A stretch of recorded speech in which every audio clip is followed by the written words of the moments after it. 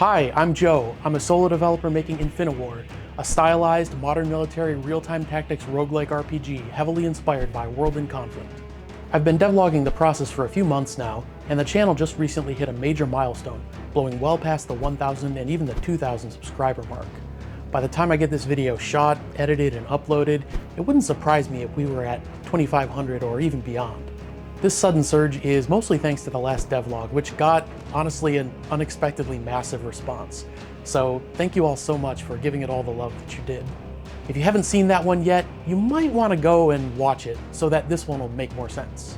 There were a ton of great questions, so to celebrate this milestone with all of you, I'm going to answer some of the top questions from that video. Where's the Steam page so I can wishlist the game? Is there a Discord? Will the game support modding? Do I need help on the project? Playtesting, voice acting, or even programming? Are there ways to financially support the project? How about a Kickstarter? Is there a demo? And when is the darn thing going to be done? Let's get right into it. First, where's the Steam page? I want to wishlist this thing. A while back, I decided that I wouldn't do a Steam page until people started asking me about it. But we've definitely hit that threshold at this point. So, here it is. It's kind of a bare bones page to begin with, but I'll be fleshing it out over time. There's no trailer for one, and that'll take me a while to put together. I really appreciate everyone who wants to wishlist the game already at this point. I'm glad you see as much potential in the project as I do. So, you know what to do. Next up, is there a Discord server? Not yet, but I'd like to do one eventually, probably closer to the time I release my first demo. That would be a good way to centralize and gather community feedback.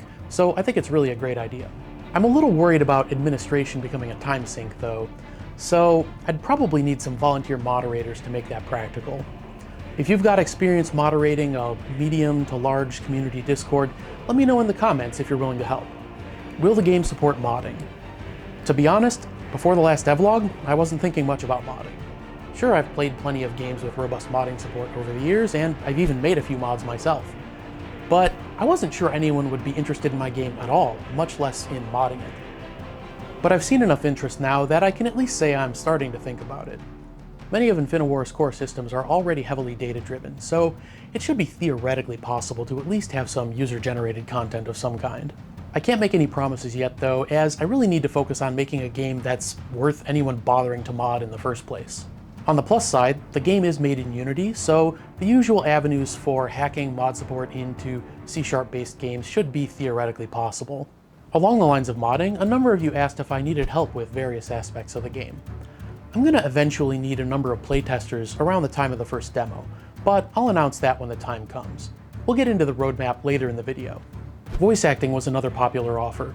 I'm not entirely sure what needs to happen there in terms of licensing, but I'm tired of hearing my own voice in my test audio, so it's something I'll definitely consider for the future. No one offered, but I'd put music in the same category as well, as I don't really have time to get up to speed on music composition and production. I have a few great options from a music pack that I picked up, but it would be great to have a few tracks that were unique to the game. If you know your way around a DAW, now would be a great time to start experimenting with some things you think would fit the game. A few of you even offered programming help, but I'm not looking to bring on anyone else, at least in the short term. There'd be some overhead in converting the project from a one-man operation to a multi-person team. And to be honest, programming is a creative outlet for me, so I'm hesitant to trade too much of that for being a project manager instead. Still, it's not out of the question in the longer term, depending on how much interest and success the project sees over time. A few of you even expressed interest in supporting the project financially, which I don't even know what to say. I didn't think I would get this far. So just thank you all so much for showing me all the support you are.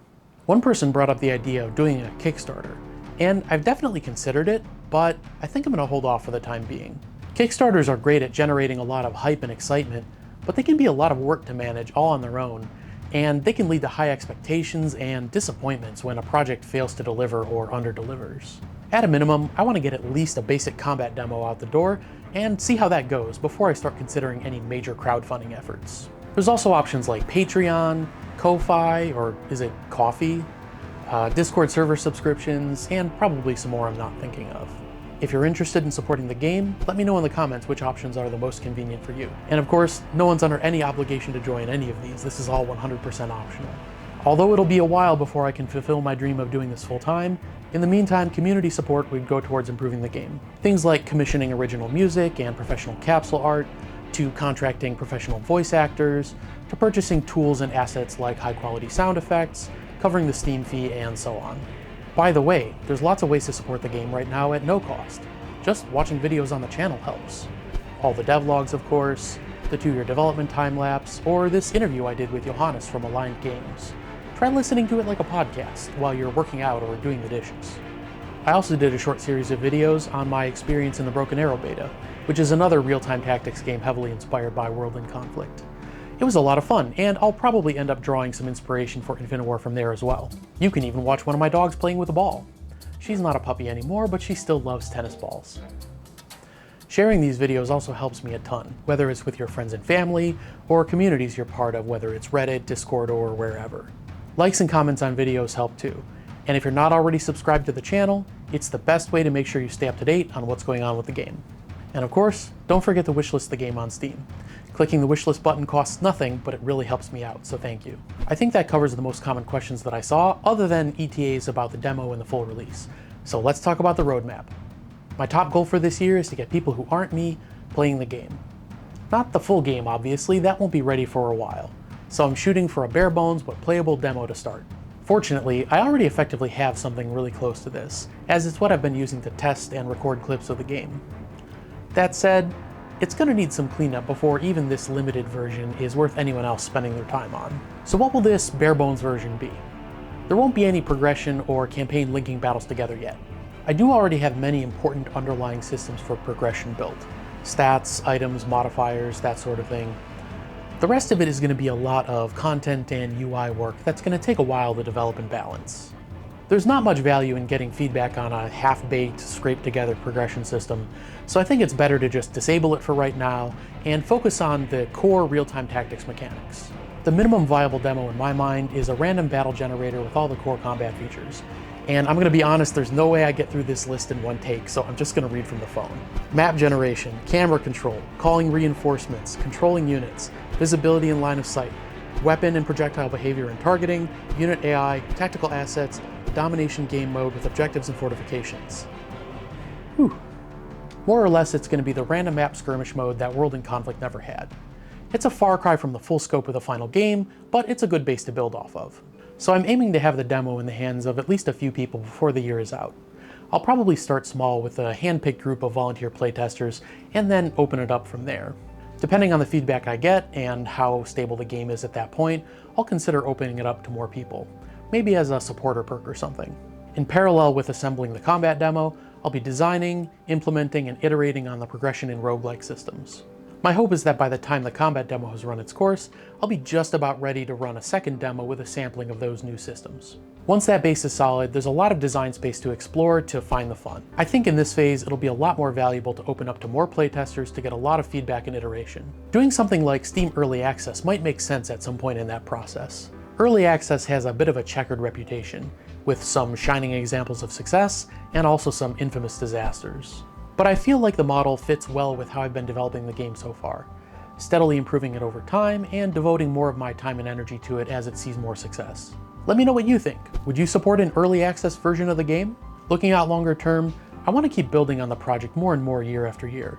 There's just so much I want to do with the concept that I just don't see the need to switch to a new project anytime soon.